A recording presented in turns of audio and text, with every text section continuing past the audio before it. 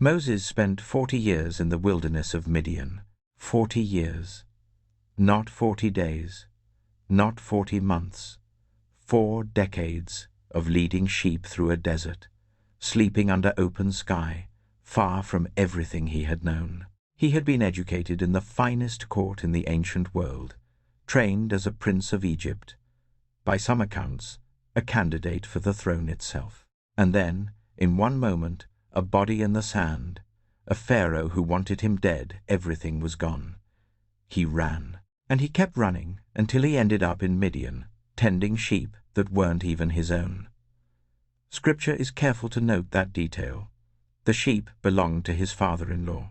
The man who had been heir to the most powerful kingdom on earth was now watching someone else's livestock in the back of a desert for 40 years. And then, one ordinary morning, just another morning, just another flock, just another stretch of rocky ground, he turned aside to look at a bush that was burning without being consumed. And God spoke to him from it. What came out of that wilderness was not the same man who had gone in. The man who stood before Pharaoh, who parted the Red Sea, who interceded for an entire nation when God was ready to destroy them, that man had been built in the desert. Not despite the desert, because of it. There are things the wilderness produces in you that no other season can. Not the mountaintop, not the harvest, not the season of blessing and abundance, only the wilderness. And if you are in one right now, I want to tell you what God is building specifically in this season that He cannot build any other way. Before we go through what the wilderness produces, I need to make a distinction that matters enormously. The wilderness in the Bible is not one thing. It is at least 2 different things that look identical from the outside, but are completely different on the inside. There is the wilderness of preparation. This is where Moses was, where Paul was, where Jesus was, where John the Baptist spent his entire early life. This wilderness is not accidental, it is appointed. The Spirit led Jesus into it. Not around it, not through it quickly. Into it, on purpose. And there is the wilderness of discipline, the one Israel inhabited for 40 years, circling the same ground, returning to the same failures. That wilderness extended itself not because God had no destination for them, but because they refused to be changed by it. Numbers 14 records the moment the first generation sealed their own fate at Kadesh Barnea. They stood at the border of the promised land, heard the report, and chose unbelief. God said, 40 years, 1 year for each day the spies were in the land. The 2 wildernesses look almost exactly the same from the outside. Same heat, same silence, same sense of being lost. But inside, one is producing something, the other is circling. So before anything else, ask yourself honestly, am I growing in this wilderness, or am I circling? Am I being formed, or am I just waiting to be done? The answer to that question will tell you more about your wilderness than the circumstances of it. If you are being formed, if there is something building in your character, even as your circumstances remain difficult, then what follows is what God is building, and it is worth every day of the desert. The first thing the wilderness produces is the death of self-reliance, and nothing else kills it as completely. Moses, at 40 years old, was, by any human measure, qualified. He was educated in Egyptian science, literature, military strategy, and statecraft. He was physically powerful, Acts 7:22 says. He was powerful in speech and action. He had connections at the highest levels of the most powerful government in the world. And when he saw an Egyptian beating a Hebrew slave, he looked both ways, killed the Egyptian, and buried him in the sand. Confident, decisive, self-sufficient. That is not who emerged from 40 years in Midian. When God spoke to Moses from the burning bush and gave him the assignment to return to Egypt, Moses said, "Who am I, that I should go to Pharaoh?" He said, "I have never been eloquent, neither in the past nor since you have spoken to your servant. I am slow of speech and tongue." He said, finally, "Pardon your servant, Lord. Please send someone else." The same man who had single-handedly taken the life of an Egyptian soldier now stood before God and said, "I cannot do this. Please send someone else." 40 years of watching sheep had done something to him, something irreversible. It had taken a man who believed in his own ability to fix things and turned him into a man who knew with total clarity that he could not. And that was exactly the man God needed, because here is the theological truth underneath this. God does not add divine power on top of human self-sufficiency. He replaces human self-sufficiency with divine dependence. And those are very different operations. One stacks, the other empties before it fills. The wilderness is the emptying process. Gideon is a second witness to this. When the angel of the Lord found him, he was hiding inside a winepress, threshing wheat in secret so the Midianites wouldn't find him and take it. The angel called him mighty warrior. Gideon's response was immediate. "My clan is the weakest in Manasseh, and I am the least in my family." The self-assessment was accurate. He was, by every external measurement, unremarkable. God said, "I will be with you. Not I will upgrade you. Not I will make you stronger. I will be with you." The presence of God as the resource, not the improved version of Gideon. Self-reliance does not die comfortably. It dies in the wilderness. It dies in the absence of applause, in the absence of an audience, in the absence of the structures that gave you your identity. It dies when the sheep won't cooperate and there is no one watching. It dies slowly, over years, in the back of the desert. And when it is dead, when you have stood before God and said, "I cannot do this, please send someone else, you are ready." Not because you became more capable, but because you finally became available for something that requires Him and not just you. The diagnostic question here: has this wilderness killed something in you that needed to die? Is there a confidence you used to have in your own ability that the desert has quietly dismantled? If yes, don't mourn it. That is the first thing the wilderness had to produce, and it is producing it. The second thing the wilderness produces is an intimacy with God that cannot be manufactured anywhere else. Not in church, not in community, not in blessing. The pattern in Scripture is consistent enough to be called a law. God speaks most clearly in the quietest places. He did not speak to Elijah in the earthquake, not in the fire, not in the great wind that tore the mountains apart. He spoke in a still, small voice, a sound so subtle that in some Hebrew translations it is rendered the sound of sheer silence. After the earthquake, after the fire, in the stillness that followed, that is where the voice was. He did not give Moses the Torah on a busy city street. He gave it on a mountain in the wilderness, in 40 days of solitude and silence. He did not reveal the depth of the gospel to Paul in Jerusalem, surrounded by other apostles who could have informed him. Paul writes in Galatians 1 that after his Damascus Road conversion, he did not go up to Jerusalem, he went into Arabia. 3 years. What he was doing there, Scripture does not fully say, but what he came back with a gospel so complete, so theologically precise, so independent of any human source that he could write to the Galatians, "I did not receive it from any man, nor was I taught it, but I received it through a revelation of Jesus Christ that came from somewhere quiet, from somewhere alone." And then there is Jesus himself.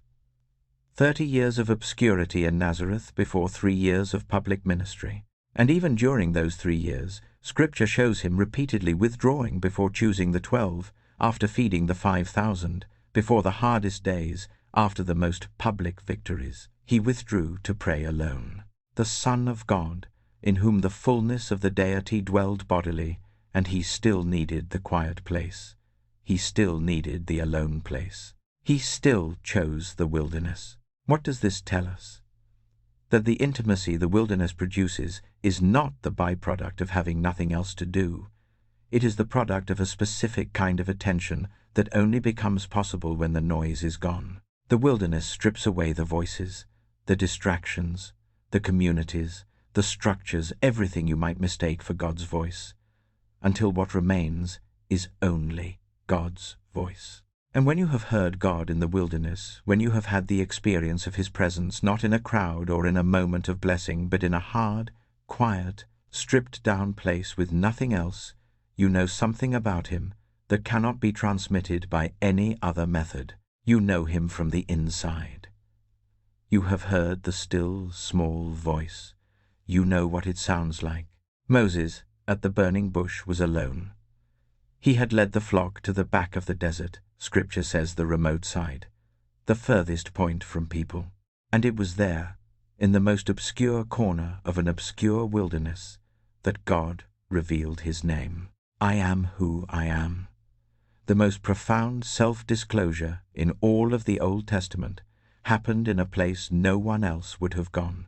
The question for you: in this wilderness, are you treating the silence as a void to be filled with content, with plans, with noise of any kind, or as an invitation? What if the quiet is not the absence of God, but the precise environment in which He is most clearly heard? The third thing the wilderness produces is endurance. And here is the thing about endurance. It cannot be given. It can only be built. And it is built through sustained exposure to difficulty, not through relief from it. James 1-3 says, "The testing of your faith produces steadfastness." Not suggests, not might produce, produces. It is a manufacturing statement. This is what the testing process makes. And steadfastness, when it reaches its full effect, produces something that is perfect and complete, lacking in nothing. Perfect and complete, lacking in nothing. That is the end product of endurance. Not comfort, not convenience, completeness. But the manufacturing process cannot be bypassed. You cannot receive the product without the process. There is no shortcut to endurance, because endurance is, by definition, the capacity to keep going when you want to stop, and that capacity only develops through the experience of wanting to stop and choosing to keep going anyway. This is why the wilderness of Israel and the wilderness of Moses were the same geography, but produced completely different outcomes. Israel wanted out. From the moment things got difficult, they wanted to go back to Egypt. They romanticized their slavery. At least in Egypt we had meat and bread, they said, while manna fell from the sky every morning. They could not endure the discomfort of the process because they had not chosen to be formed by it. Moses, tending sheep for 40 years, was being given something Israel kept refusing. Every morning with the flock was a day of endurance that no one was watching. No crowd, no applause, no visible progress toward anything significant. Just faithfulness in the daily, unremarkable work of keeping sheep alive. And then when God called him to lead 2 million people through that same desert for another 40 years, Moses had already been in the wilderness longer than the journey would take. He had been formed for exactly this. His endurance was not self-produced. It had been built by sustained exposure to the very environment he would need to lead others through.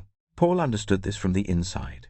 He writes in Romans 5 that suffering produces endurance, and endurance produces character, and character produces hope. That is a manufacturing chain. Each product in the chain is produced by the thing that came before it. You cannot get to hope by skipping the suffering. You cannot get to character by skipping the endurance. The chain is linear. The process is sequential. The wilderness is where the first link in that chain is being formed. The fourth thing the wilderness produces is perhaps the most unexpected: authority. A particular kind of authority that can only come from having been through something. There is a difference between someone who teaches about suffering and someone who has suffered. Between someone who talks about trusting God in the dark and someone who did it in the dark for years with no visible result. The difference is not just credibility, it is weight. One voice carries an authority the other cannot manufacture. John the Baptist spent his life in the wilderness.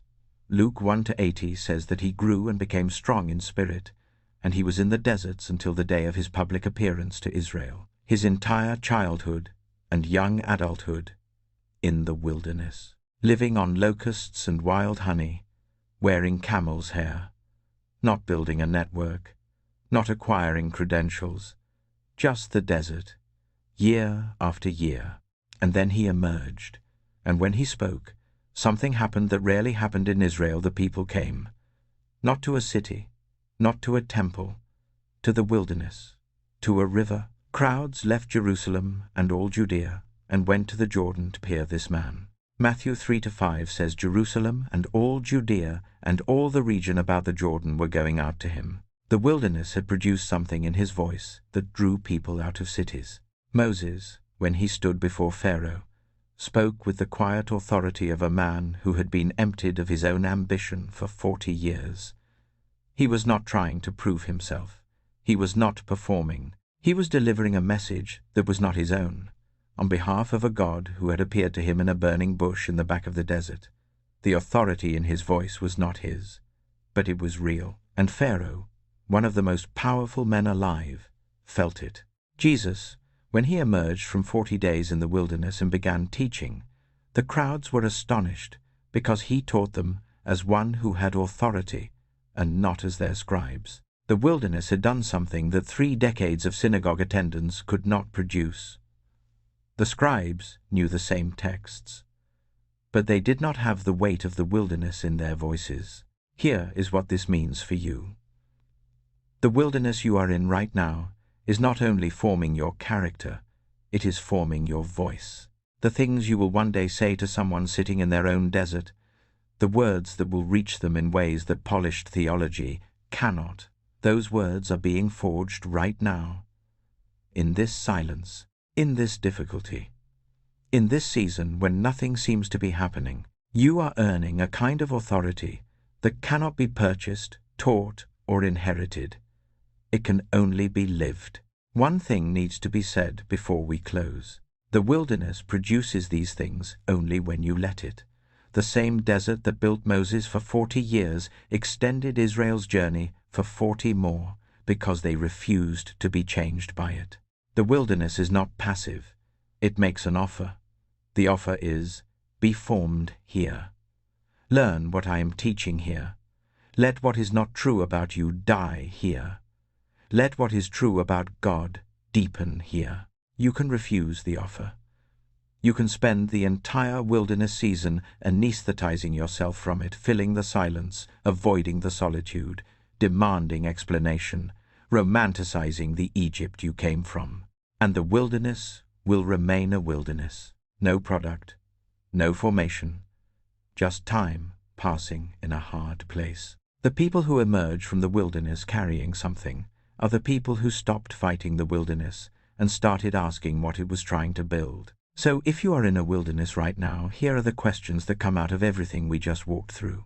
What is the self-reliance this season is trying to kill? What is the ability, the identity, the confidence in your own strength that the desert is quietly dismantling? Let it go. What God puts in its place will be worth it. Is the silence in this wilderness an invitation you've been treating as a void? What would change if you stopped trying to fill it and started listening in it? What is being built in your endurance right now that cannot be built any other way? What link in the chain is being forged in this difficulty that will hold weight later? And who are you becoming in this wilderness? Because the voice you will carry out of this season, the authority, the weight, the credibility of someone who has been through something real that is being shaped right now. Every day you stay faithful in the back of the desert is a day that voice becomes more real. Moses led the flock to the back of the desert on the morning he encountered the burning bush, not toward the city, not toward people, to the furthest, most obscure corner of the wilderness. It was there, in the place no one else would have gone, on an ordinary morning, indistinguishable from 40 years of ordinary mornings, that the bush caught his attention. Scripture says he turned aside to see. That phrase matters. He could have kept walking. He could have written it off. He had been in this desert long enough that a burning bush might have seemed like one more strange thing in a strange place. But he turned aside.